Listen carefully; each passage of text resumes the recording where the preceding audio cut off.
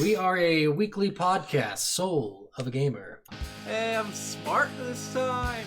Let's not go that far, okay? I won't fuck it up again. I love pressing that button. That was my favorite button. Yes. It's definitely. This game gets really fucking weird. Yeah, so you do acid and then you go into the hamster shit. And this week is... Night Trap. Night Trap! They're right behind you. Night Trap. 10-year-old birthday party. Next scene, kill the kid. You got to kill the kid. Sha-la-la-la-la-la, car is coming. Throw your body into the car and die. All I could do every time I was playing Ethan was just would start walking around and go, Jason! Oh, God. It's just... We're going in. We're going in raw. Wait, what? Wait. Oh, hey, Hold on. everybody. Welcome back, everybody. I'm Hi. Scott, And I'm Steven. and he's kind of creepy. a little bit. Sometimes, After his name, we have to really get it in faster. No, he's Steven, and he's kind of creepy. He's super fast. Got to get that in there.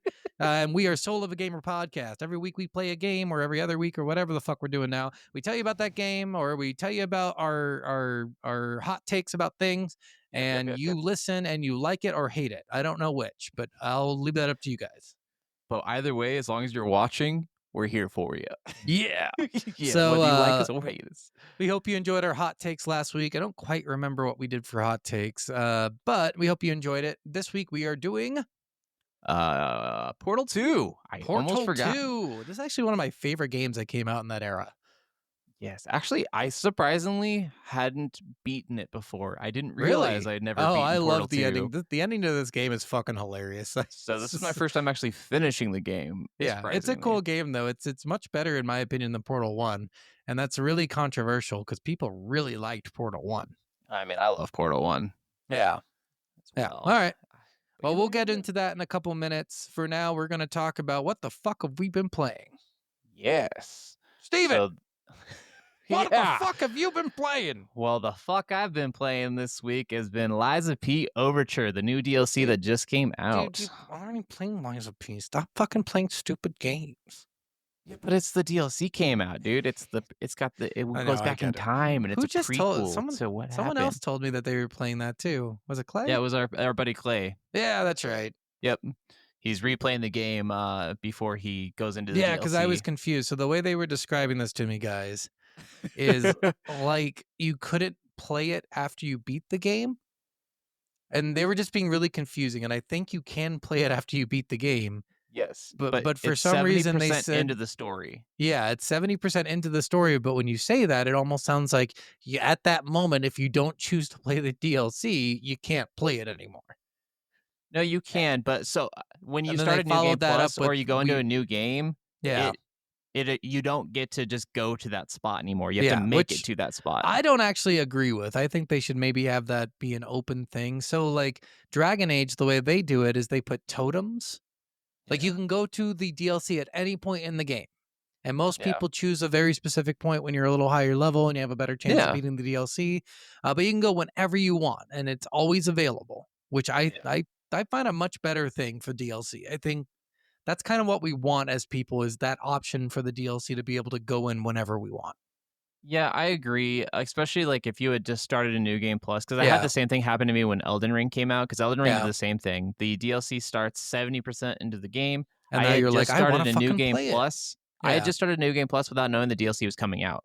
Yeah. And then I heard about the DLC, and I was like, well, shit, I have to grind 80 hours of gameplay to get to where I was. Not that it's bad. Like, you still love playing, but it would be nice to like jump right into the DLC. Oh, yeah, it would be. And honestly, in games like that, especially with Lies of P, like these stargazers are the way you portal into the realm. And these stargazers are in every level, in every world. And like the main hotel, you can teleport in between them all. So I'm like, why don't you just have the DLC start at the main hotel? Like that way you could start from as soon as you get to the hotel. Because that's honestly like only like a half hour into the game. Maybe like you just like some tutorial stuff and then you're at the hotel. And do you have to do tutorial stuff on a new game plus? No, you can skip it on good. some of them. On some Good. games, some games do make you do it, but a That's lot of them are stupid. optional.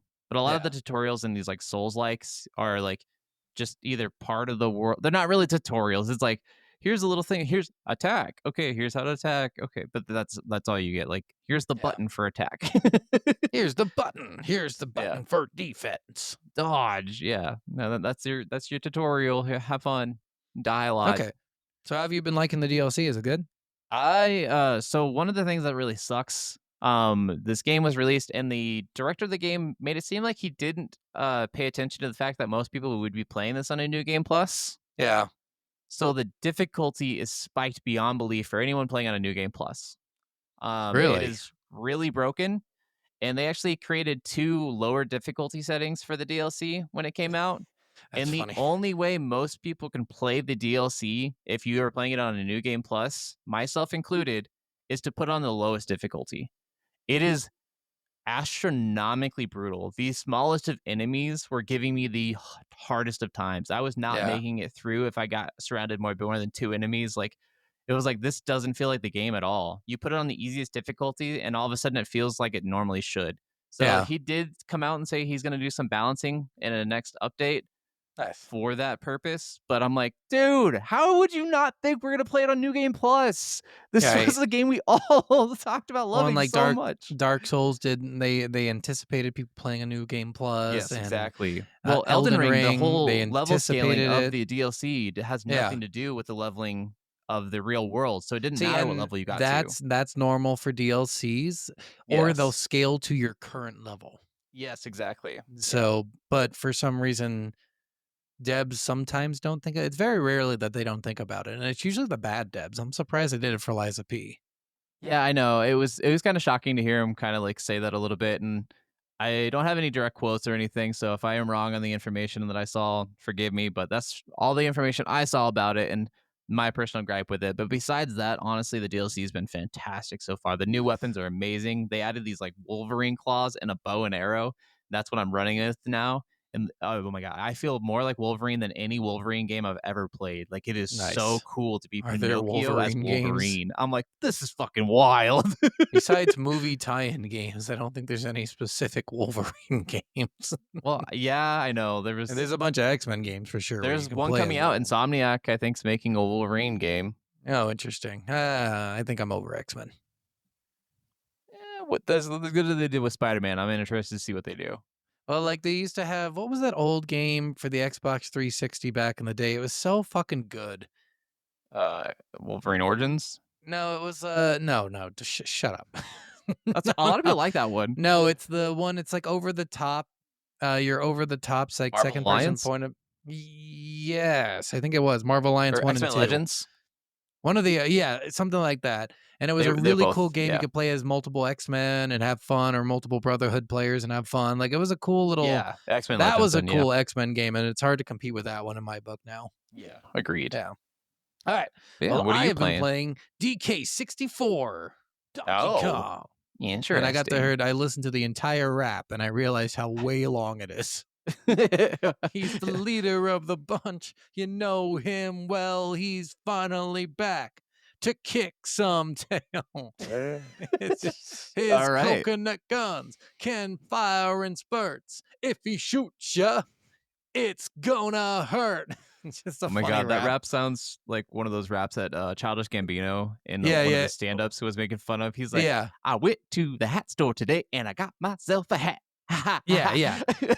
It's like old 80s, early 80s rap, you know? It's like, oh yeah, not as, I mean, Apache wasn't too bad, I guess, in the 80s I love with Apache, dude. when it comes to rap, but like, this is like what's that one? Basketball is my favorite sport. I like the way they dribble up and down the court. You know, it's like, it's a really bad rap when you hear like Biggie rapping. Oh yeah. But, yeah. The actual rappers.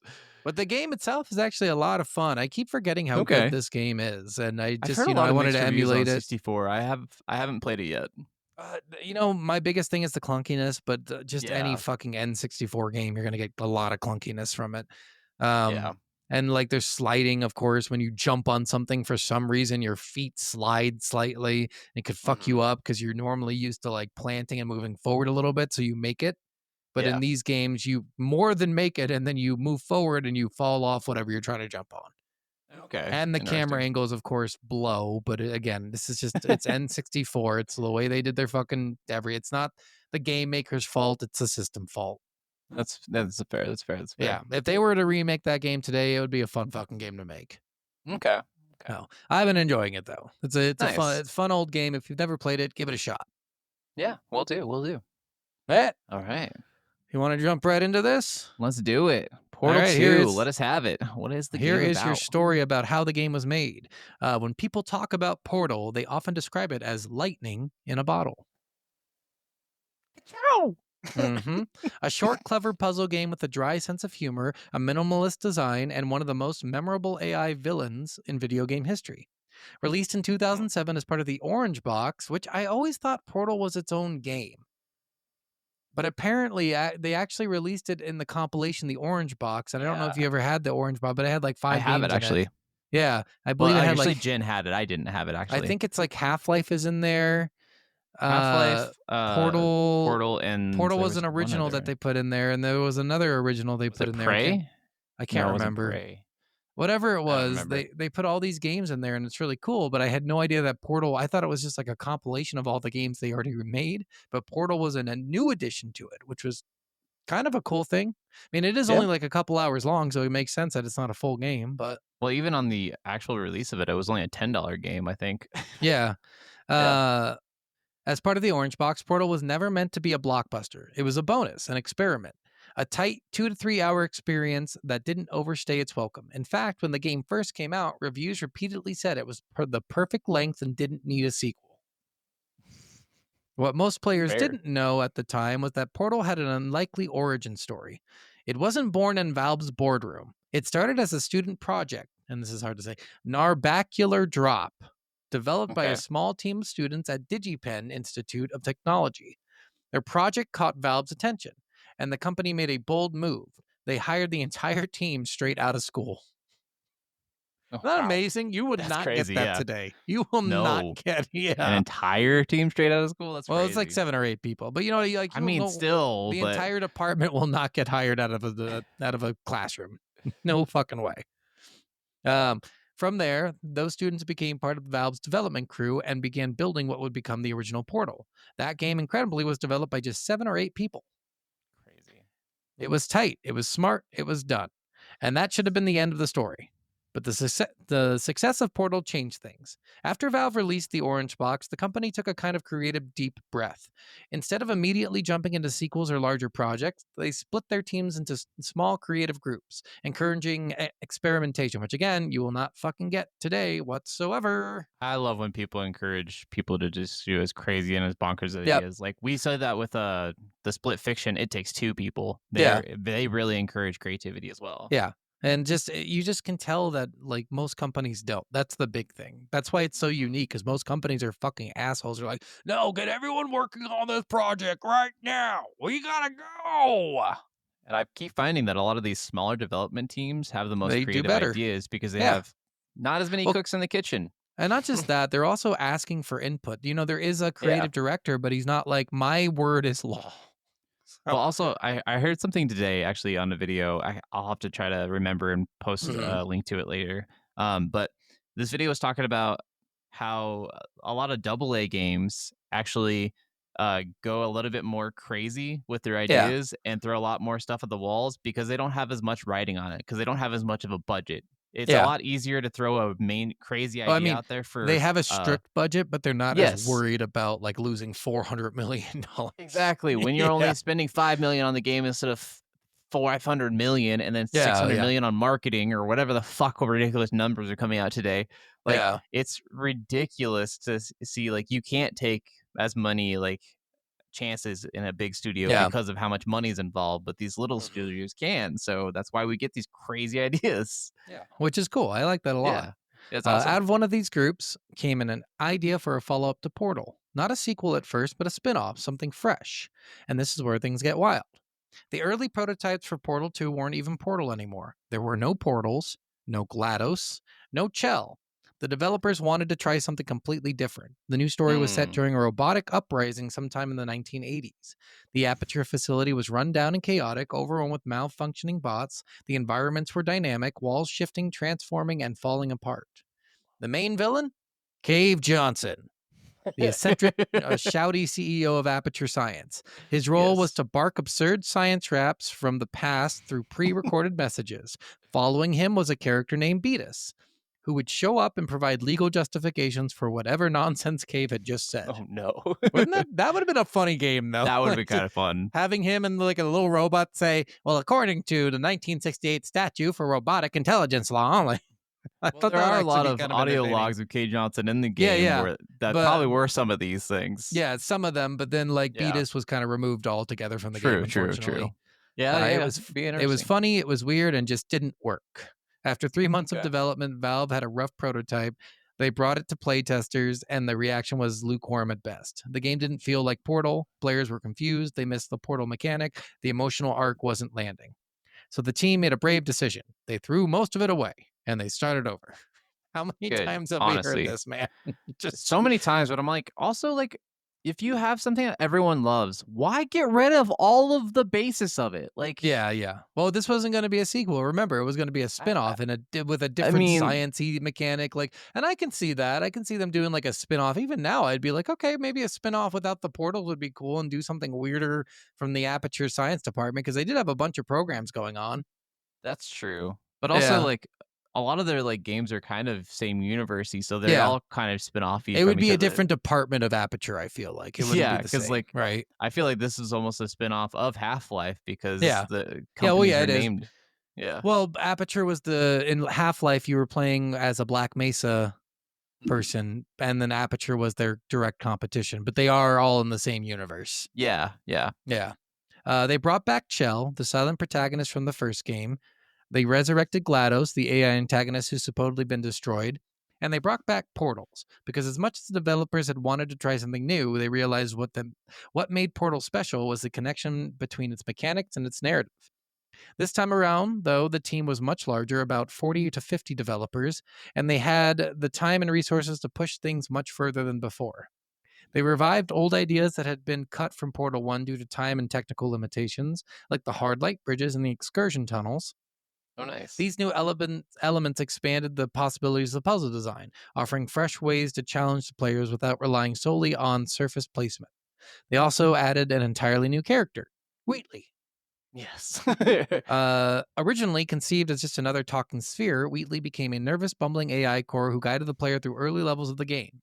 His dialogue was funny and spontaneous, delivered brilliantly by actor and comedian Stephen Merchant.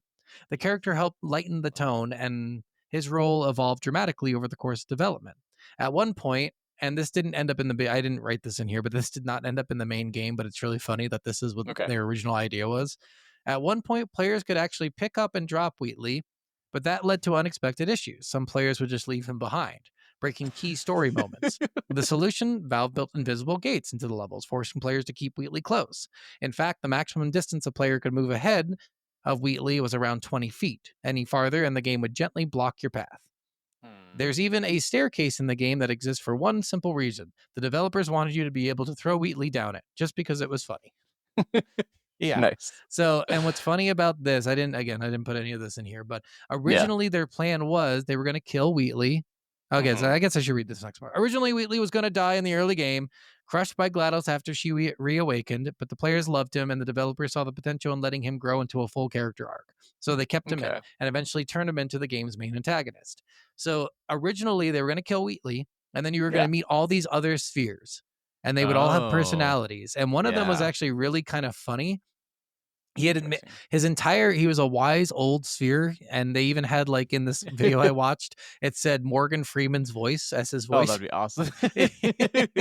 And they were like, he lives in this 20 by 20 foot room, and that's all he's ever Yeah. seen for his entire life, and he's been there for damn. 40, 50 years, and Oh, he's God. super wise, but he's Okay. only wise about this 20 by 20 foot room.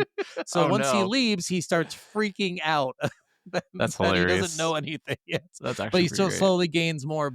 And if you Okay. notice at the end of the game, they actually bring all the spheres, or at least some of the spheres, in that they wanted to use as kind of guidelines for the rest of the Yeah. game if Wheatley had died.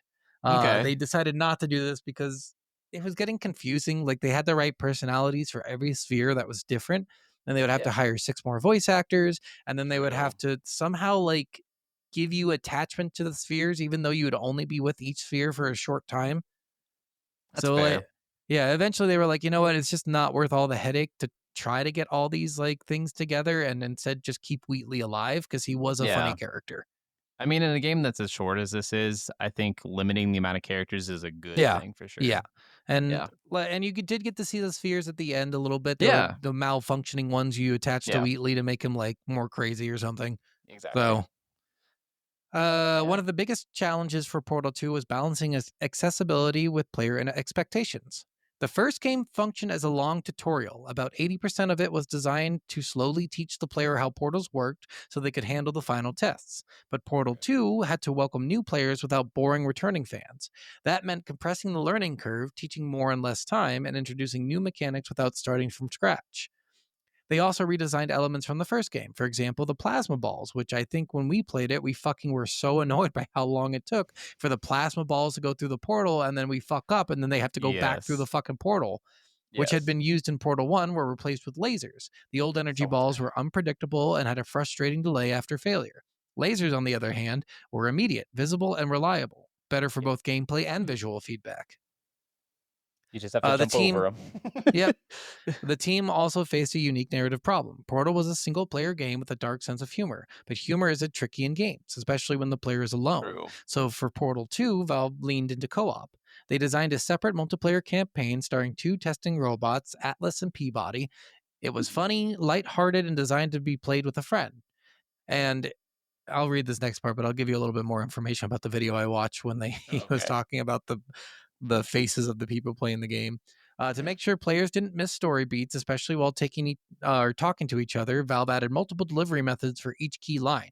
You might hear a piece of dialogue once, and again a little later, just in case. And that was just for the multiplayer. Fair.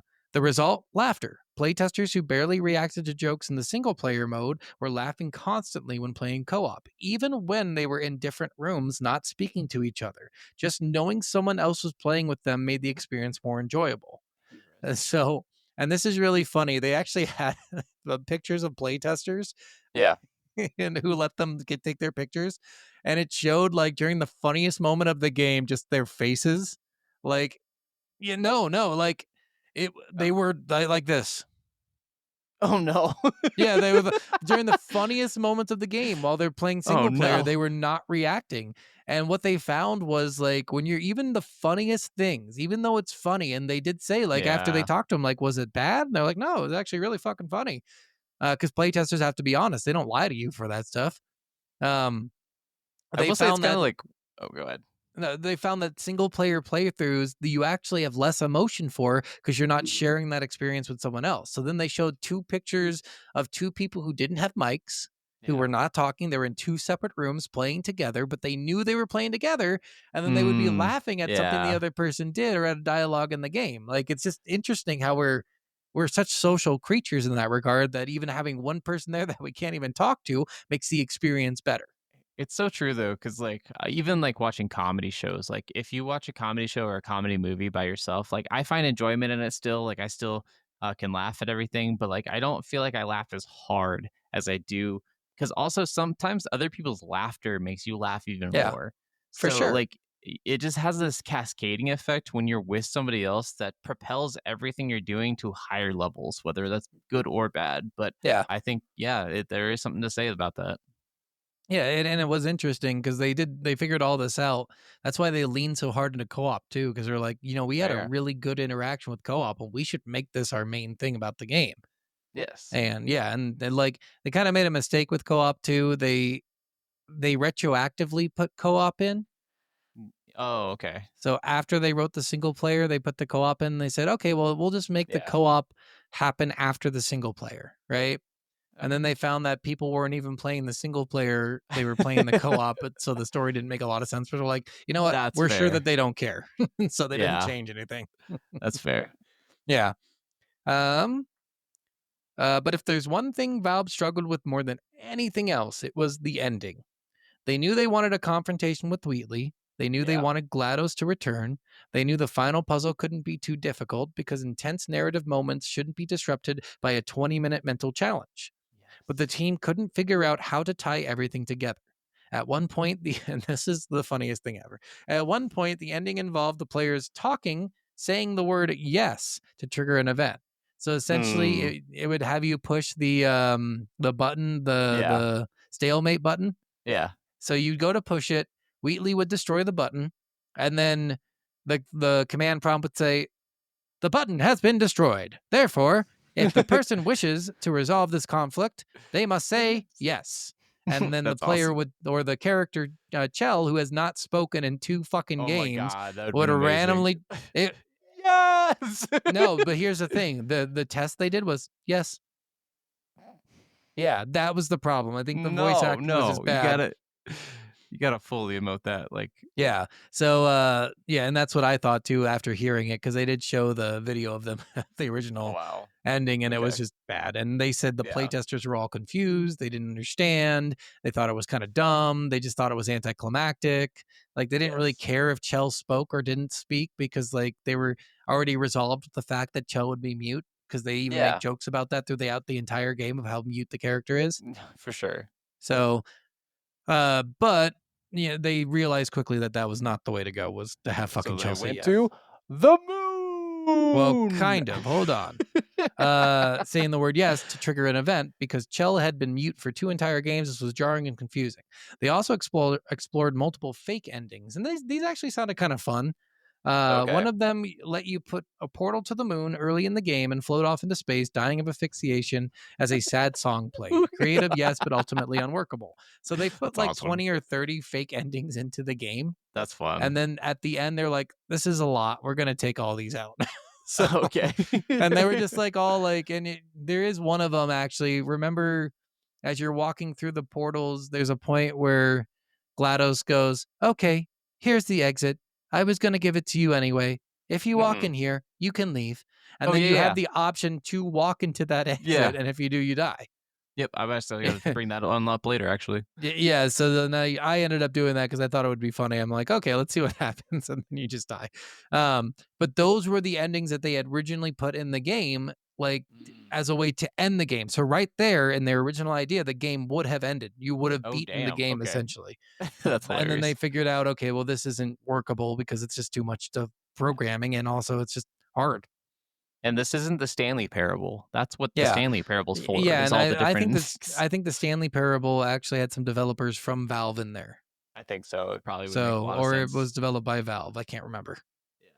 Yeah. And then someone had an idea. What if you used the moon? What if you shot a portal at the moon? It made sense in the logic of the game. It was bold, visually striking, cinematic, the kind of ending that felt earned. So they built it, and it worked. Portal 2 launched on April 18th, 2011 to critical acclaim. Players and critics alike praised its writing, its puzzles, its characters, and its unexpected emotional weight. But despite its success, it didn't dominate the awards that year. Do you know what game dominated the awards in 2011? 2011. No. Oh my God. That honor went to Skyrim. Oh. Oh, yeah. Okay. You could not compete with Skyrim. Oh my God. I saw that. I'm like, one of the worst times to release a game. Yeah. I mean, that's so hard. Yeah. Another behemoth of a game released in the same year. The team at Valve didn't actually mind. They love Skyrim too.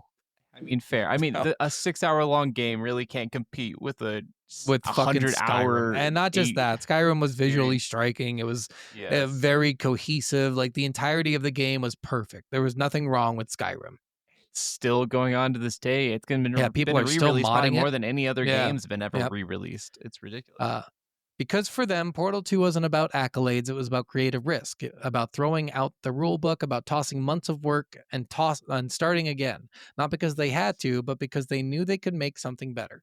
It started with a team of 7 students. It grew into a team of 50 developers. And in the end, it became one of the most beloved puzzle games of all time. Not because it had to exist, but because someone Valve looked at the success of Portal and said, what if we went back in and just made it weirder? Yes, which, thank you. Thank you for that. Thank you, Valve. Yes. That was perfect. All right, that was the story. We're gonna jump into Fair. our next little segment here. The best and the worst. All right, best Yeah. for me. Obviously, one of the best things is the voice acting. J.K. Simmons, yep. Steve Merchant, and Ellen McLean. Which Yep. one of the things I saw because I was like, I wonder what other voice GLaDOS has done. She actually did the voice of the AI Gypsy Danger in Pacific Rim as well. So nice. GLaDOS is Gypsy Danger. Hell yeah, that was a cool thing to figure out. I'm pretty sure she did all the turrets too, didn't she? I think so. Yeah. Yeah, I'm pretty sure she did.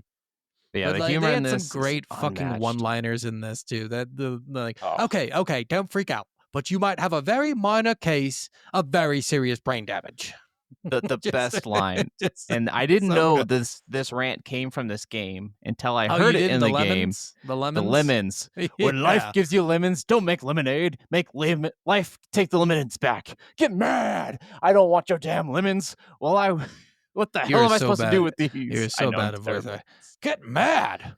I don't want your damn lemons. What the hell am I supposed to do with these? Demand to see life's manager. Make life rue the day that it rue could the give. day it tried to give Cabe Johnson lemon. I've memorized that entire line. I've heard it so many times. Do you know who I I'm the man who's going to burn your house down with lemons. Just it's so good. And just even like you're falling down and GLaDOS just goes like, "Hey, how was your day? I'll tell you how mine was. I'm a potato." I almost got eaten by a bird. Yeah, it's just such a funny fucking. They Oh, did look, so good with the jokes. It seems like you put on a few pounds. None of the tests I made were designed to have this extra weight. You should look into that. yeah, just like shut like the, the taunting that happens constantly at your character's expense. It's so bad. It's so just, funny. It though. is, and Wheatley is just such a perfect character too. What a great addition to the game. Cave Johnson, Oh. fucking J.K. Simmons is just so funny as it is. He and then really they throw. is. And God, he's honestly, so like good. all three of them together was so perfect. And Yeah. the entire time, just like everyone's making you laugh. Every one of these characters is making you laugh. Like, Yeah. through the entirety. You of it. almost And it wanted is to meet dark Cave humor. Johnson. Like it was just I so did. so heartbreaking that you didn't get to, and then finding out that GLaDOS was his assistant. Carolyn? Yeah. Which I thought almost was really thought, cool too. because that was the thing, that Cave Johnson would be Wheatley somehow, but Yeah. which apparently that was actually like a fan conspiracy for the longest time. It has been debunked, obviously. He's not, but Yeah. I think it's they just wanted to interesting. save it because if they ever decided to do a third portal, which I don't think they will, because I think they had a fairly good like resolution to Portal, you know? There's a fan-made game that everyone considers to be the spiritual third game that everyone actually loves. Nice. Yeah. What is it? I can't remember what it's called. I'll have to look that. You bring it- I'll tag Bring it in up the just to video. like kill my I want to know what it is now. Come on, we're talking. Yeah. The puzzles in this game, I didn't have to look any of them up to understand how to beat them. They were very, not simple, but they weren't like three. I had 3 that I looked up. Oh, I thought they were all very like intuitive. There were some I struggled with, but eventually got to as soon as I just like tried some new things. This game really did explore a lot. One of the things I saw in the story was it was amazing. It's so hard to make puzzles because one of the things players do not do in these games is look up. Yeah. So there's a scene where you're like getting the nerve gas and you're just watching this play tester play it, and you're watching like a speed of him doing it, and it's really it's like 20 minutes of him just shooting at the window that's in front of him. And the solution was, if you just look up, there's a vent you can shoot your portal gun through and you're good. But So many times I they're didn't look up or look straight down. and that was Yeah. a big problem. They're like it's just amazing how many players just do not look up for. And at one point they joked about putting a sign in the game that says, please look up, but they Yeah. couldn't. And I should have put this in the story, but I didn't. But they didn't want to do that because it wasn't, they didn't want to give too many hints. They didn't want to like make the puzzles. That's fair. They didn't want to ruin the puzzles by giving notes. The only sign they ended up putting in the game during this part is they were really proud of the coding they did for the implosion of the nerve agent, the nerve gas. Okay. Yeah. And they put in the sign that said, "Warning, during nerve gas implosion, look directly at nerve gas implosion." Because they were so happy with the result, and they were worried players would just turn around and leave. That's awesome. Yeah, it was pretty funny. I will say also, best the puzzles and mechanics of this game are phenomenal. And obviously, the shooting the moon moment is just amazing. And one of the things that I absolutely love about the shooting the moon moment is if you're paying attention throughout the game, Cave Johnson actually talks about how It's moon all dust is what causes the things to be portalable. Yeah, because they make the gel. You find out that the white gel is actually ground down moon, and that's Cave Johnson drank some of it. He was given it's all ridiculous. Irreparable cancer or something from it. Like, it's just they do a great job, and I think they do tease that in the first one. I think they did say that the walls are moon, if I remember right. I have to replay the first one, but it was just like super cool. They put some cool new mechanics in here with the light bridges. They put like a repulsion goo and a the speed goo, the acceleration I can't goo remember or whatever. Acceleration goo, like all the goo was really cool. Just like learning how to use the goo to beat puzzles and everything was really cool. Using the portals as like cannons to like shoot them in varieties of different ways was very interesting. There were so many moments in this game where I did want to just look up how to do a puzzle, and I'm like, nope, I can figure this out. And it always involved goo. It's always the goo. I when I first time I tried playing this was a long time ago, but I struggled so hard, and I think I only made it about halfway through the game. Yeah. And so this time I only looked up 3 different puzzles, which as soon as I looked them up, it was one of those moments where you're like, I could have figured this out if if 2 Why more didn't I think of seconds that? paying attention. Why didn't I think of that? Like of all the things that I didn't think of, that was the stupidest one. I do remember only one puzzle in Portal 1 I had to look up, and Portal 1's not that hard. No, it's not, but there was one puzzle that was just fucking like really difficult to grasp, and it was all about like jumping and getting the right amount of acceleration. And you had to shoot while in air multiple times, I think, and land through portals to keep accelerating yourself. That one was hard. I do remember that. Honestly, there wasn't a lot in this game that I can say was worst. I don't really have a lot of gripes. I don't think I have any actually. Have gripes, honestly. I thought it was a very well put together game. There was nothing wrong with it. Storytelling was very fluid. I guess if I had one gripe, it's the amount of puzzles you had to do before the story continued. That's fair. So like in the first part when you reactivate Gladys, like it's kind of exciting going through the ruins. You get to see the destroyed areas that you did in the first game. But then after you activate Gladys, you're like going through all these tests, and you meet Wheatley once, and then 7 levels later you meet him again. And it's just well, he's one of those. He's always spying on you. You can kind of see him. Yeah, you can kind of see him, but he doesn't interact with you all the time. That's true. And I'm like, okay, well, maybe you could have put in 3 levels, and then Wheatley comes in and gives you his plan. But Wheatley was creating all those things while he was there. Like it was all happening. But the same thing happened while you were doing the Wheatley test. You're just like, okay, well now I'm stuck. I was actually enjoying like exploring the outside of Aperture, but now I'm stuck doing tests again, which I get. Like, and it was kind of funny, but it's just a lot. It was a lot of tests. So that's the other thing. Maybe just make it more narrative gameplay during those parts. Although they did adding the extra Wheatley commentary during those tests really did make it more fun. Oh, yeah, for sure. I think just adding more GLaDOS commentary would have made the first part fun. That's fair. All right, so we get into the first few hours of the game then? Let's do it. All right, I think for me, this game caught my attention right away and really, like, this just is great, honestly, from the start. Like, I haven't had a moment in this game where I'm just like, I don't feel, or I'm bored or anything. Like, it's got great pacing. I was enjoying it all the way through. I think this game you're either gonna love or hate it instantly. You're not gonna change your mind throughout. Yeah, and then like they had some of the best parts in the beginning where there's a part where you literally have to catch Wheatley, and he's like, you're gonna catch me, right? You're gonna catch me. Oh, but please catch me. All right, on 3, 1, 2. Okay, well it's higher than I thought it was, and I don't really want to jump anymore. 3. It's just like the amount of humor in the first 2 hours of this game is just incredible. Like that Wheatley moments made this game perfect. One of the things I was happy about, but also bummed at. There's a moment where Wheatley's like, "Hey, I have to break this code real quick. So can you turn around because I don't want anyone watching me while I do it?" Yeah. And he's like, "I can't do it if anyone's watching." And if you keep staring at him, he'll keep repeating like a loop of like 5 lines over and over again. Yeah. But you literally have to turn away. And I both love and hate it because he says that you can't do it if you are, but you literally have to. I sat there for like... You know what's funny is I turned away and then turned back to him super quick. Yeah. And I was able to see him just open the door. Yeah, and I mean that's totally fine and that Yeah. totally works, but if you don't actually turn away, it doesn't actually trigger anything. Like you Yeah. literally have to. It's so ridiculous. It is ridiculous, but it made a little bit It's extra awesome. humor for it. Yeah, it's definitely extra humor. But I Yeah, actually had to look it up because I was like, is there a certain time that he actually will like, fine, you're gonna watch me do it? Like some games will have that. Will like after like 5 or 10 minutes of waiting, like something extra happens. So I thought maybe this would be the moment for that, and it just didn't. Mhm. So that was my bad for thinking it might have that. But I mean, it would have been funny if it did. Yeah. That's fine. yeah, all right. But yeah, I would next- say this is 100% a pass for the first two. Honestly, yeah. there's nothing wrong with this game. for sure. So next up we have Steve Achieves.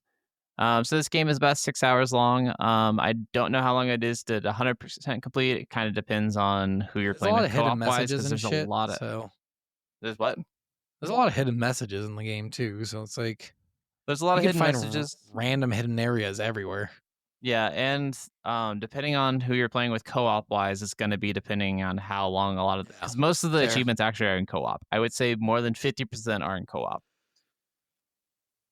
I believe that. First achievement I wanted to bring up is one called No Hard Feelings. There's a turret that early on asks for your help and is stuck in a pipe, and you will run into that same turret again later when it's on the conveyor belt, about ready to be destroyed and recycled. You can save it, and it'll actually thank you for taking it off the thing, and you'll get the No Hard Feelings achievement. And then actually, it will even, if you hadn't figured it out already, tell you that Gladys is Carolyn or Carol or whatever her name was. Yeah. So I thought it was really interesting that like one of the turrets actually like gives you some of the like story information if you save it off the the conveyor belt. Like I was like, that's crazy. One you talked about earlier, the good listener achievement for listening to GLaDOS as she tells you how to escape. And if you do take that, you die, and then you only get 5G for it. There is the Portrait of a Lady achievement. This is for finding a hidden portrait of Cave and Carol. And when you do find that, Gladys has a line saying, both of those people look really familiar. I wonder why they look familiar to me. And that's kind of when you start piecing together that she is. There's the Can't Touch This achievement. This is one of the co-op achievements I was talking about. For dancing in front of a turret blocked by a hard light bridge.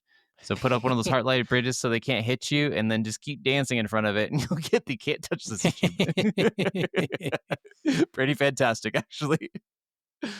I like it. There's It's good. the Empty Gesture achievement. If you drop your co-op partner in goo while they're gesturing by removing the bridge from underneath them.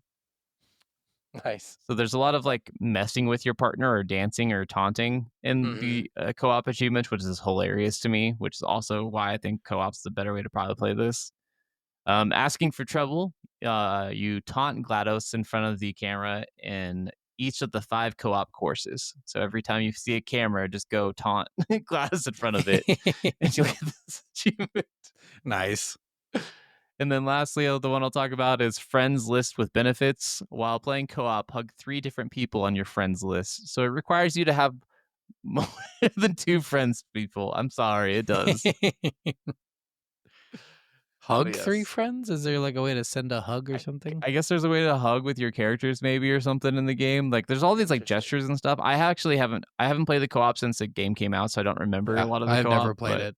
I watched my buddy do it for a little while, but that was about it. Yeah. I heard the co-op's amazing actually from everyone I've heard play it. So we'll have to play it sometime. All right, next we have the Hunt for All the Eggs. Ooh. Talking about the Easter eggs we find in this game. There is a lot of random Easter eggs and hidden rooms throughout the entirety of the game. I will not talk about every one of them. I want to hear every single fucking one.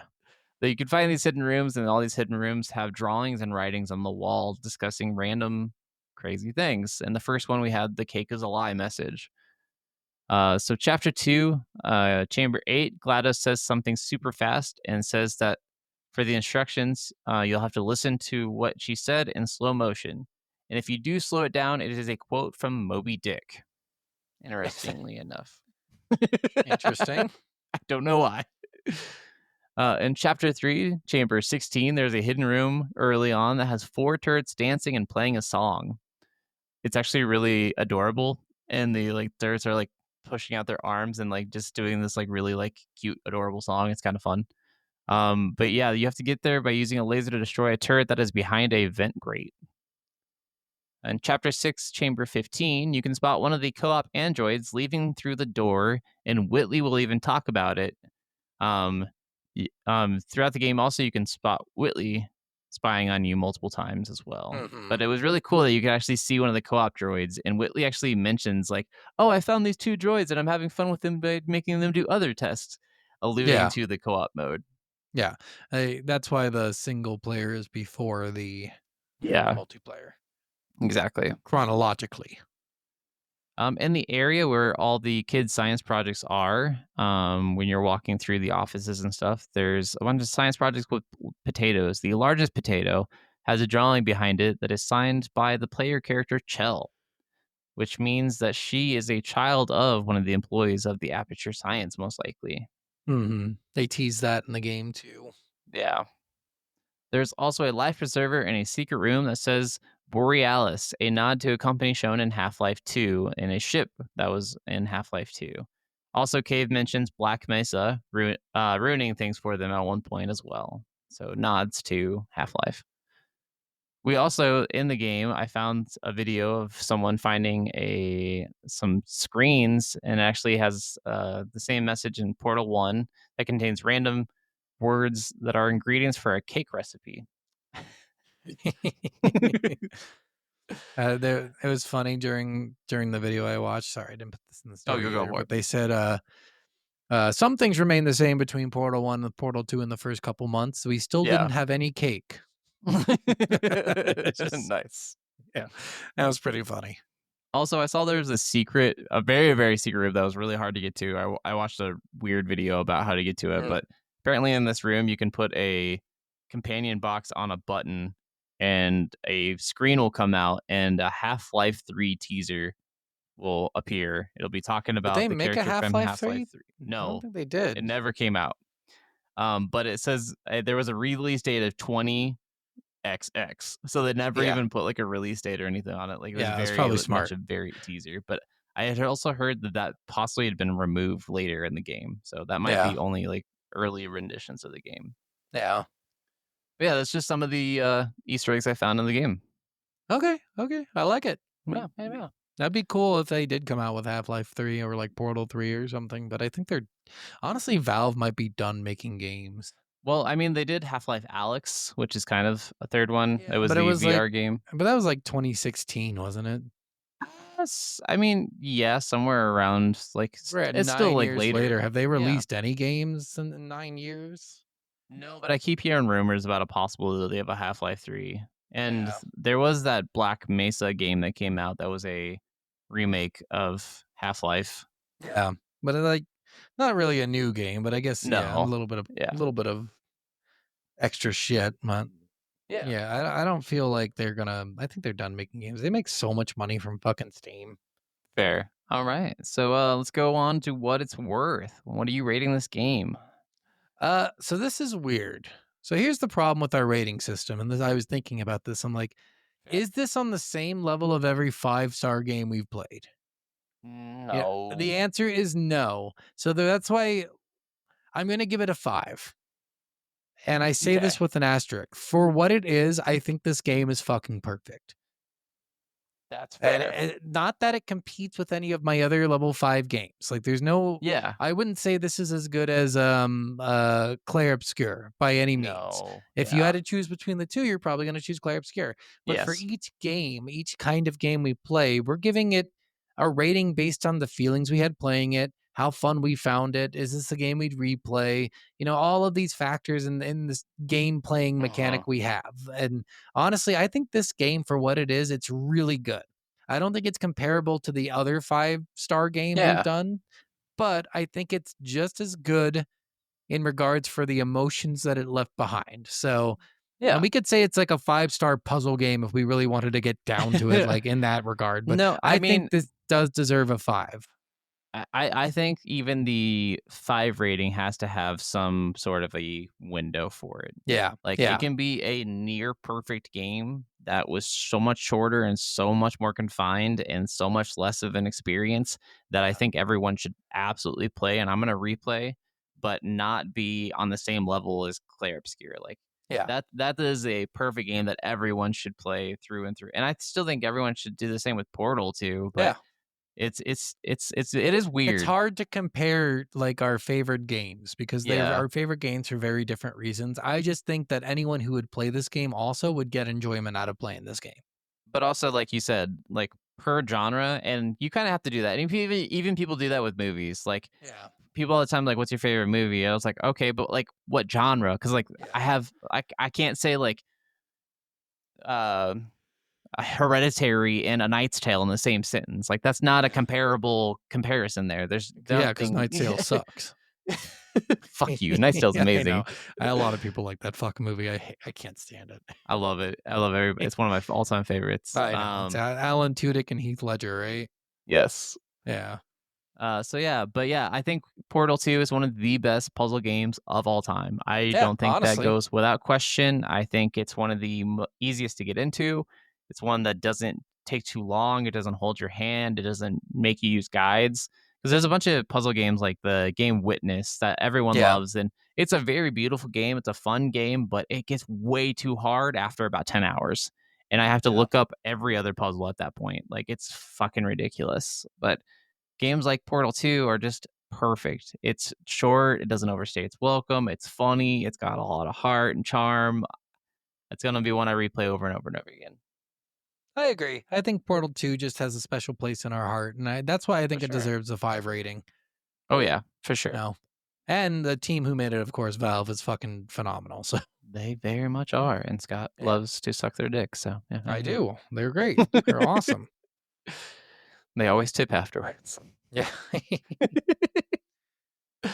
All right. Well, that was Portal 2, guys. Join us next week for what are we doing? A hot takes? Yeah, we are doing a hot takes. Which one? I can't remember the topics off the top of my Well, head. join us next week for a hot takes then. Yes, come and figure out what we're gonna do. All right, guys. Thanks for listening. We'll catch you on the next one. And seriously, if you want to ask any questions, want to reach out to us, soulofagamerpodcast@gmail.com. We will answer whatever you want as long as it's reasonable. Yes, and not too ridiculous, but it's okay if it's a little personal. Yeah. A little. Love you. All right. Bye. Bye.